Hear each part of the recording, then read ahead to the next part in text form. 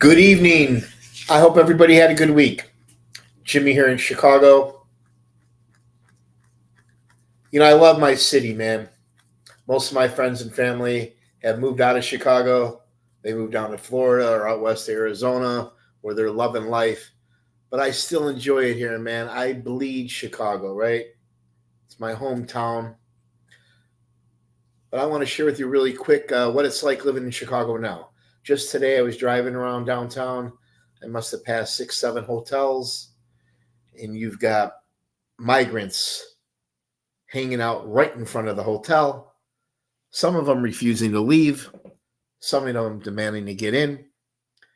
And it seems like every store, restaurant, Dunkin' Donuts, Starbucks, fast food place, anywhere I go, I see armies of migrants all over Chicago and the suburbs.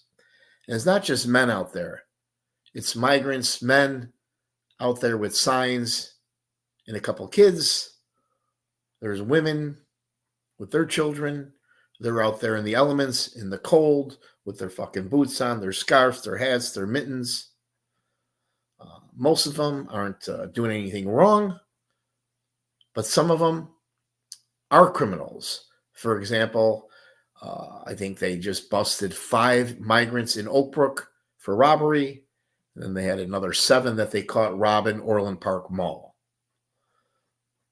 One thing I will say about these migrants, because I've been posting videos, TikTok videos on them, they do not like their picture taken. So if they start to bother you, take a picture of them, and that will definitely send them away. But this is a big problem, not only in Chicago, but in America. And on top of that, you got all the homeless people. Tent City. It's one thing to be homeless in Florida or California where it's 80, 90 degrees. But imagine being homeless in Chicago in January, February. But we got Tent City all over our country. Florida, New York, Chicago, fucking Vegas, LA, San Francisco, Portland, Seattle, you name it. People are literally living in tents because the rent is so high. And to add matters even worse, here in Chicago, they're releasing inmates out of the Cook County Jail by the thousands. Now, a few of them, because they're getting a second chance, might behave themselves. But most of them, because they've been in cages, who knows what's happened to them, why they've been locked up. A lot of them have no family, no friend, no money, zero. So when they get out, it's just a matter of time before they commit a violent crime and then going right back to jail. But it makes it very dangerous for the citizens of our cities. This is why a lot of people don't go into the cities anymore. Even a place like St. Paul, Minneapolis, people that live in the Twin Cities, they don't go downtown anymore. It's too expensive, too crowded, too dangerous. They don't want to see the migrants and all the homelessness. But our leaders, man, they need to step up, right? This is still the greatest country in the world, and we got to do something about it. I have hope. I'm hoping with the right leadership and maybe an act of God that we could turn around some of our cities. But today's story is a sad story, very tragic story. It's about this guy here, Tony Borsellino. Who killed Tony Borsellino and why? Till this day, this remains an unsolved murder and a mystery. There's a few people that know, but they're probably dead. Tony Borsellino was a loyal member of the Chicago outfit, an alleged hitman, guy who done some heavy work, burglar, thief, and a hijacker.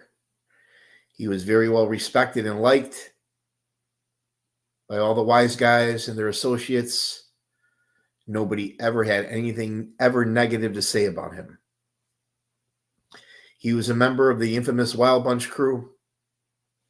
And as I mentioned during the Family Secrets trial, you learn a lot about at these trials. And one thing I learned is they had differences between the crews. And the Wild Bunch crew out of Taylor Street got their name because they were wild, like cowboys. If they had a hit on a guy, they would tail him for a couple weeks, couple months, get to learn his habits and patterns. Then they'd surprise him. They usually wore ski masks and shotguns. They get out, blast the guy away, sometimes broad daylight, sometimes even leaving witnesses. New York style, up front in your face. That was the Wild Bunch crew. And they were led by Harry Elman, a heavyweight Mad Hatter in the Chicago outfit, nephew of Joe Ferriola, who was the boss of the Chicago outfit. When Harry got out of jail, Ferriola gave him a couple $100,000 to put on the street. He led his crew with an iron fist. Harry has a very, very serious reputation throughout the Chicago outfit. I went to his trial at the Cook County building. I'll never forget it. It was the first time ever that they threw out the double jeopardy law, because during the first trial, Harry allegedly murdered Bill Logan, a union official, and through a crooked lawyer in the First Ward, Alderman Fred Rhodey and Pat Marcy, they bribed the judge $10,000. Judge Frank Wilson found Harry Elman not guilty. Everybody in the courtroom was shocked, except for Harry and his lawyer. Several years later, corrupt cop, corrupt lawyer, cokehead, degenerate gambler, snitch, government informant Bob Cooley decided to wear a wire and flip. He brought down the entire First Ward, which was devastating to the Chicago outfit. They lost most of their political power. He also testified against Harry Elman at 26th in California when they tried him a second time of killing Bill Logan. And unfortunately for Harry and his family, the jury believed that the case was fixed. They believed the government's informant, Bob Cooley, and they found Harry Elman guilty of murder. I'll never forget seeing him in court, constantly motioning over to his family, his wife, his kids. And it was kind of sad, when you see the defendant's family or the victim's family in court. That's when it gets real. I was also shocked how much he's aged. He kind of had a mullet. He lost a lot of weight. And you could tell being locked up all those years definitely took its toll on Harry. But he ended up dying in prison. Actually, he went to his wake shortly after the Family Secrets trial. And I remember saying a prayer for Harry and his family and also for some of his victims. Right next to him, you got Scarpelli. According to the prosecution in the Family Secrets trial, he was on the Dauber hit. It was Ronnie Jarrett, Frankie Calabrese, Butchie, Scarpelli, and Scalise. They pulled up. Scarpelli, Scalise, and Butchie had a van. Ronnie Jarrett and Frank Calabrese had a hyped-up engine sports car. They ran the Daubers off the road as they were coming out of court in Will County. And Butch Petroselli and Scarpelli got out and shotgun blasted that lowlife Billy Dauber and his whore wife, Charlotte Dauber. They killed both of them right there on the spot. Right next to him, you got Jimmy I, one of the biggest loan sharks in Chicago, a very dangerous guy. You definitely don't want to owe him money.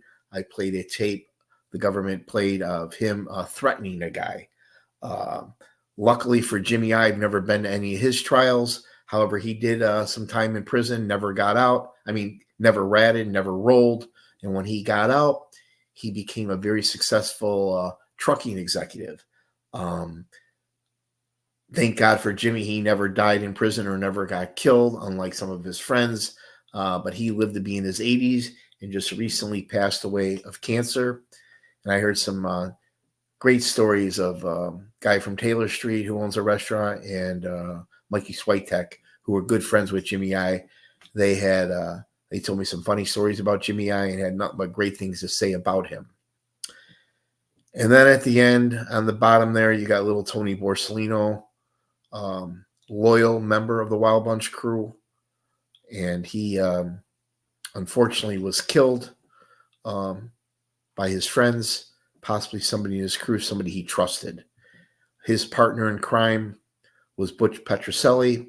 He was also killed by the Chicago outfit for numerous reasons. One of the reasons was all the drama going on between him and Tony. He was also stealing money from Harry Allman while Harry was locked up. He was fucking around with another mob guy's wife. Outfit bosses had it with Butch Petroselli, and they had him killed. Right next to him, we got Scalise. Scalise was part of the Marble Diamond heist in London. Him, the genius, Bobby Puglia, got pinched. They got caught, but they never ratted. They never informed. They think that Diamond was sent back to Chicago to one of the outfit bosses. That Diamond was never found, though. Fast forward, I went to Scalise's trial. Him, Arthur the Genius, and Bobby Puglia, they were charged. They had a hit list. They had a few people they were going to kidnap and kill. They had several banks and armored cars they were going to rob. They were even going to rob Angelo Petria's fortress in Bridgeport. They showed drilled holes in the mortar of the glass blocks, thinking, that's where they were testing. That's where they probably were going to break in. He would have never have done that when Angelo was alive.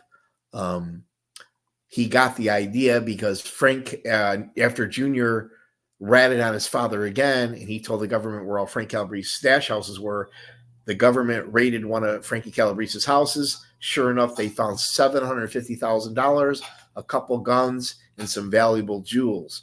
So Scalise thought maybe the Marble Diamond was in LaPetria's house. If not, there could be other diamonds in there, or for sure cash. But unfortunately, he never got a chance to rob the house. They got pulled over by the cops in a work car. They had walkie-talkies, transmitters, disguises, and all kinds of burglary tools. They were actually casing and seriously considering breaking in the house. These are just some of the Wild Bunch members. There's obviously several other dangerous members of the Wild Bunch crew as well. But these guys were freaking lethal. Now here's a nice photo of Tony Borsellino, little Tony, little Bors. You can see how handsome he was. He kind of looks like Bon Jovi there. He was part of an elite hijacking crew, and not just any hijacking crew, like the Michael Jordans of hijacking. They did hundreds of scores, and Tony was always known to either be selling or giving something that fell off a truck to one of his family members or friends. One of the largest scores they ever did is they hijacked $2 million in silver. They got caught. Rather than cooperate and flip, he did a couple years in prison, did his time like a man, and came home to his family. Tony Borsellino was a big-time Chicago Blackhawk fan, as well as his sons, Rocco and Joey Lombardo, De Laurentiis, Spano, Ferriola, Rocky and Felice, Rocky LaMattia. A lot of Italians, a lot of wise guys, even myself, are big-time Blackhawks fans. And a lot of Chicago Outfit associates actually used to work at the Chicago Stadium or work at the United Center or Soldier Field, White Sox Park, Wrigley Field. It's kind of like a little perk job that they do. But just to show you in Chicago, it's all who you know. Back in the day, the good old days, there's a lot of great places to go before the game and after the game. We used to go to Greektown before the game, have a delicious Greek dinner at Greek Islands. And then after the game, we usually went to Stanley's Bar in Lincoln Park. And a lot of the hockey players would go there after the game. Guys like fucking Roenick, Chelios, Eddie Belfour, Tony Amani. And some of these guys would actually smoke cigarettes. But I throw this up because this was one of the hottest tickets back in the town. Great place to take a date. Until this day, you'll still see a lot of Italians who have their kids playing hockey, coaching hockey, or just enjoying the sport. Now, Tony Borsellino was a family man. He had a beautiful wife that he loved and two handsome sons. Louis Borsellino here in the picture, and younger brother, Joey Borsellino. And these guys were very smart. They did not follow in their father's footsteps. They went in the exact opposite directions and became big-time traders, making millions of dollars legitimately And Louis Borsellino, you can see his badge LBJ. He was probably the largest S&P trader in the country. This guy's legendary. They're going to probably do some kind of a movie on him. He's done a few documentaries, a lot to learn about him. I've never met Louis or his brother Joey, but I do remember seeing him in the Merc when I used to work there in the mid-'90s. But I've always felt sorry for Louis and Joey Borsellino, losing their father at such a young age. But I know this, they definitely got a guardian angel watching over them, and their father, Tony Borsellino, would be very proud of both of his sons. Now here we got Rush Street. Tony Borsellino was pretty much the security for all the bars and restaurants in Rush Street back in the day. And a great story they had at the Family Secrets Trial. Tony Borsellino used to like to hang out at Rush Street. This is where all the bars and restaurants and beautiful people hang out. Tony would go down there with 10, 15 of his guys and party and dance and meet girls and fight and raise hell. And then Butchie Petrocelli, who was jealous of Tony, would find out how many guys he was on Rush Street with. He would go down there the next night with a bigger crew and get even crazier. So they were constantly trying to outdo each other. Meanwhile, some of the old men like Iupa, Arcardo would read about some of this nonsense shenanigans in the papers, and that was pissing them off. They like to keep things low, not drawing a lot of attention. And I think this is one of the motives that killed Borsellino, was the fact that him and Butchie were drawing a lot of heat and creating a lot of tension on Rush Street. At least that's what they said at the Family Secrets Trial.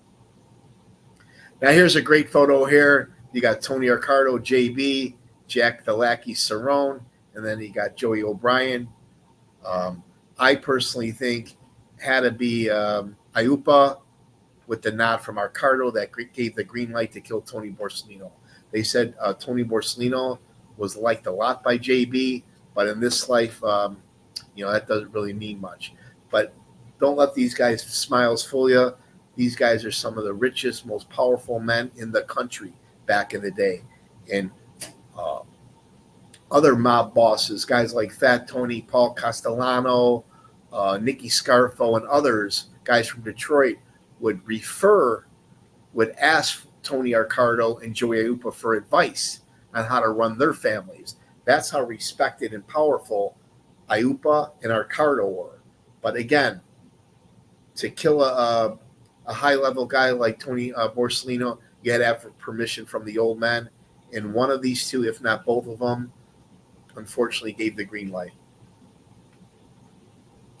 Now, during the Family Secrets Trial, one of the highlights, they talked about the, I forget how many burglars, let's just say 6 to 8 to 10 burglars that had the audacity to break into Tony Arcardo's house. We all know the story. He was at his home in Palm Springs. He got the call that somebody broke in. He immediately flew home to Chicago, made a few phone calls, and then he got a hold of Iupa, and Iupa dispatched those killings.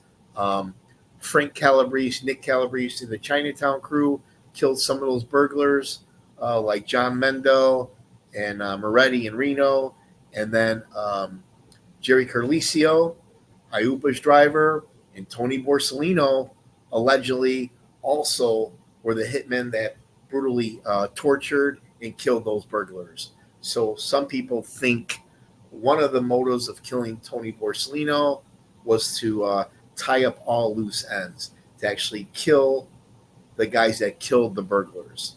I'm not sure if that's true. What do you guys think? What do you think the motive was in killing Tony Borsellino, a guy that everybody loved? Now here you got, we call this guy Dinger, Ding Dong, Jerry Carlisi. He was Iupa's driver. One funny story really quick here. One of the bartenders at Richards told me this. They were all sitting around watching the Johnny Carson show one day, and Zsa Zsa Gabor was telling Johnny Carson the day she got robbed. She was at the Ambassador West. A couple guys came in, robbed her, and one of the guys slapped her in the face because she wouldn't shut up. The guy that slapped her in the face was this guy here, Jerry. Zsa Zsa Gabor, while she was getting robbed, wouldn't shut the fuck up, so he cracked her. She told Johnny, I don't mind. She told Johnny Carson, I don't mind that they robbed me, but I don't understand why he had to slap me. All the guys at the bar were laughing, but he was one of the men, like Borsellino, that was dispatched to brutally torture and kill some of the burglars that broke into Ricardo's house. He was actually found shortly after the last burglar was killed. Dinger here was actually found shot a couple times in the back of the head in a parking lot. Now here's the bull. Angelo LaPetria, boss of the 26th Street crew, and according to testimony at the Family Secrets trial, Frank Calabrese had a sit down with him. The Breeze said he won most of the sit downs with the bull, which wasn't something easy to do. He was the only one that could ever look the bull in the eye, and he was pleading with Angelo if they could spare his good friend Tony Borsellino's life. Frank Calabrese, Nick Calabrese, they really like Tony Borsellino. They consider him a close friend, him and his family. So here's Frank Calabrese pleading, begging for him to spare his life. Angelo LaPetria, not a very easy man to deal with, said the only way I'll spare his life is if you go in his place. Obviously, Frank Calabrese didn't like that idea, and he lost that sit down. Now here's Nicky Calabrese. He testified at the Family Secrets trial to his participation in 14 unsolved murders, and he gave the government information on a dozen or so more murders, as well as a who's who on A to Z. Nobody's ever done more damage to the Chicago outfit than Nick Calabrese. He talked about Tony Borsellino a lot, some of the scores that they went on. He said that he was a member of the Wild Bunch crew, that he confirmed, corroborated on some of the burglars that were killed to corroborate the government's testimony. Here's Eli's Cheesecake, high-end restaurant right off Michigan Avenue, Chicago and Michigan. I used to go here every now and then. I would take my dates here. And according to that scumbag lawyer, Bob Cooley, this was the last place, the last meal that Tony Borsellino had. Tony Borsellino, when he wasn't with his family, always went out in small groups, anywhere from 5, 10, 12 of his best friends. They were at this restaurant. He received a page, and he said that he had to go, and he was never seen since. But according to Bob Cooley, this was the last meal he ever had. Now, Nick Calabrese testified that the day Tony Borsellino was killed, that him and his brother were talking, and out of nowhere, the sky went pitch black and got real cloudy. And that was a very eerie, spooky kind of feeling, because shortly after that, they found out Tony Borsellino was killed. But the way he tells the story was pretty creepy. It was a nice day, and then all of a sudden, out of nowhere, a really bad storm came in. Same time Borsellino was killed. Now here's Butch Petroselli. Unlike Tony Borsellino, who was well liked and respected by the outfit, a lot of guys did not like Butch Petroselli. I think he's one of the reasons they killed Borsellino. Not only was he fucking stealing money from Harry Allman, screwing around with mob guys' wives, misbehaving on Rush Street, but he was talking subversive on Tony Borsellino, his partner, his so-called friend, saying that he could be a snitch, saying that he's the one stealing the money. I think that had something to do with Borsellino getting killed too. I think the bosses had enough of both of these guys, and rather than kill the one, they decided we're going to kill both of you. But I'm not sure. What do you guys think? Who killed Tony Borsellino and why? But Nick Calabrese went into great detail how Butch Petroselli was killed. As I said many times, he was lured to Angelo Petria's club. He was jumped, strangled, and beaten. Frank Calabrese took great pleasure in killing Butch Petroselli. But Butchie lived by the sword and died by the sword. Butchie's also a suspect because he was so close. And even though he had beef with Tony, he was also a friend, somebody he trusted. He is a suspect. He could have been one of the guys that killed Tony Borsellino. I don't think he was, but he could have been. Another suspect in the Borsellino killing, I hate to say it, is this man here, Jimmy I. Why? Somebody he trusted, a good friend. In this life, in that life, it's usually the friends take out their other friends. These guys don't get in the car with just anybody. And Borsellino, unfortunately, was shot 5-6 times in the back of the head. But Jimmy I was a suspect. Here's another suspect here, Scarpelli. He could have easily have done it. Again, part of the crew, part of the Wild Bunch crew, someone who did a lot of work with Tony Borsellino. They could have been doing a potential score or a ruse, and he could have easily shot him 5 times in the head. Another prime suspect is Frank Calabrese. When I heard that, when Frank Calabrese testified Family Secrets trial, along with Nick, that he pleaded with Angelo to spare his life, and Angelo said, well, you could replace him, I started thinking, well, Frank Calabrese could have killed Tony Borsellino. Even though he loved the guy, if he was given the order, he would have done it. But that wasn't Frank's M.O., to shoot people. Not saying he never fired a gun, but Calabrese's M.O., like I said earlier, was usually to strangle the guy with a rope or his bare hands and then slit their throat from ear to ear. So here's just some of the suspects who actually did the work. Butch Petroselli, Jimmy I, Scarpelli, all members of the Wild Bunch, or Frank Calabrese. Who do you guys think killed Tony Borsellino? We know Joey O'Brien, Joey Upa, maybe Tony Ricardo gave the green light, but who did the work?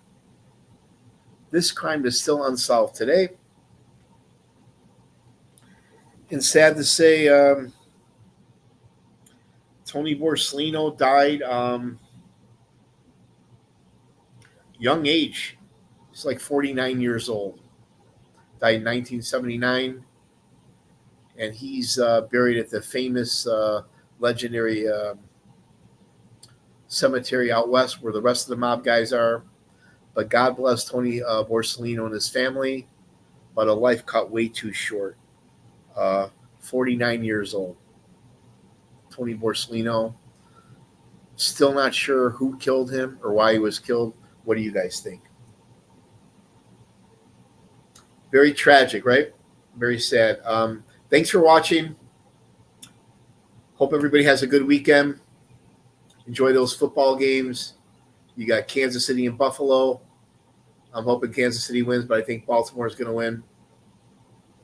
And then you got Detroit and San Francisco. Without Debo, I think Detroit's going to win. But what do you guys think? You never know. The NFL is pretty shady. If you like my Chicago mob trial stories, please hit the like button, share. I like all the comments. And for a couple of those YouTube smartasses out there, go walk your dog, bro. Go cut the grass, have a smoke, take the old lady to Target. Ciao.